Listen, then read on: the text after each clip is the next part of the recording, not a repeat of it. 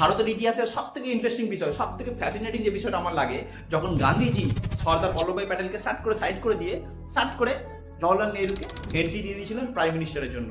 In fact 1946-এ Congress working কমিটির মিটিংয়ে ভোটাভুটিতে 15খানা প্রদেশ কংগ্রেসের মধ্যে 12 জন ভোট দিয়েছিলেন সর্দার বল্লভভাই প্যাটেলকে। তা সত্ত্বেও জওহরলাল নেহরু প্রাইম মিনিস্টার হয়েছিল, কংগ্রেস ওয়ার্কিং কমিটির প্রেসিডেন্ট হয়েছিল শুধুমাত্র গান্ধীজির জন্য। গান্ধীজি মাত্র একবার বলেছেন সর্দার প্যাটেলকে যে আপনি এই প্রেসিডেন্টের পদ থেকে মনোনয়ন তুলে দিন।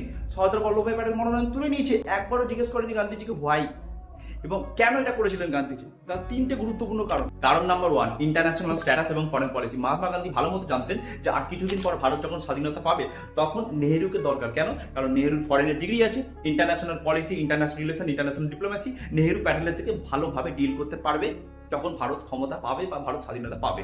কারণ নাম্বার 2, জওয়াহরলাল নেহরু 1946-এ বয়স কত ছিল? 56, অনেকটাই কোচি, অনেকটা ইয়ং। কারণ দেশের যে লিডার হবে তাকে অনেকটা সুদূর প্রসারী, অনেক কম বয়স করে সে অনেক দিন পর্যন্ত সে দেশে ডেভেলপমেন্ট করতে পারে। অন্যদিকে সেই সময় প্যাটেলের বয়স 71 হয়ে গেছিল এবং প্যাটেল অনেকটা হেলথ প্রবলেমও ভুগছিল, সেটা গান্ধীজি ভালো মতো জানতেন। এবং কারণ নাম্বার 3, ইউথ এবং সেকুলার কনসেপ্টকে যেটাতে ফিট হচ্ছিল কে? জওহরলাল নেহরু।